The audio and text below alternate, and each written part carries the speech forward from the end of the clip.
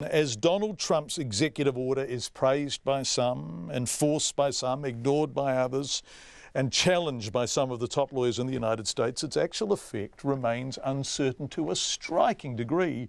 Sam, whose full name we're not using because he's still hoping to get a visa, is a dual citizen. He was born in Iran. He's now a New Zealander with a New Zealand passport. His wife is also a dual citizen, and she's a PhD student who's been invited to speak at a conference in the US. Can they go? Well, as New Zealanders, yes.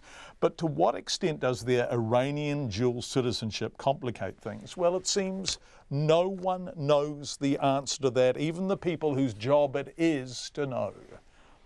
Well, we are not sure. We basically, bottom line, we are not too sure if we can get a visa. We've been told, go to the website, I think it's called Visa Waiver. You go to the website, you put in all the information, and then at the end you will get the confirmation, and where you go. You got a visa to go to US, and that's where we're thinking it's going to go. But then when we went through that website, when we filled in the form, in the middle of the questions, I don't know, question 10, 11, it asked, have you traveled to any of those countries such as Iran, Libya, Iraq? And then we answered yes. And then all of a sudden, the message came out saying, this is not the right application to apply. You need to apply directly through U.S. Embassy. So we thought, all right, so let's just do that. But I asked them, even though if we pay for it, with the new rule now came on board with a prompt policy, are we allowed to apply for this? And then the response to that was, we are not sure.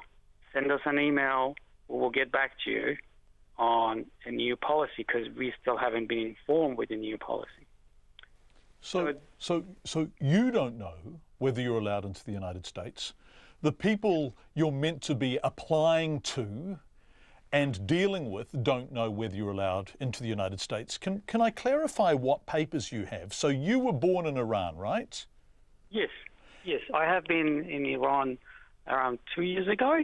Okay. But you have a New Zealand passport. Yes, and that's where my feeling I was feeling quite upset about the whole story. But again, I was trying to get myself forward because I want to go to meet my family. I want my wife to attend to a conference. As a whole, in general, everything is good about it. Okay, and everything would normally be good because you would just travel on a New Zealand passport and that would be that. But you have to declare this connection with Iran, and the moment you do that, that's right, your situation becomes utterly uncertain. Exactly.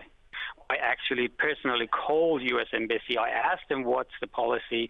Am I able to, are you guys certain that you guys can give me a visa? And the answer to that is, they were saying they are not sure. Send us an email, we will respond to it. Wait a sec, I just want to clarify that, because I think this is the issue in a nutshell, isn't it? The US Embassy doesn't actually know and wasn't actually able to tell you what Donald Trump's executive order means.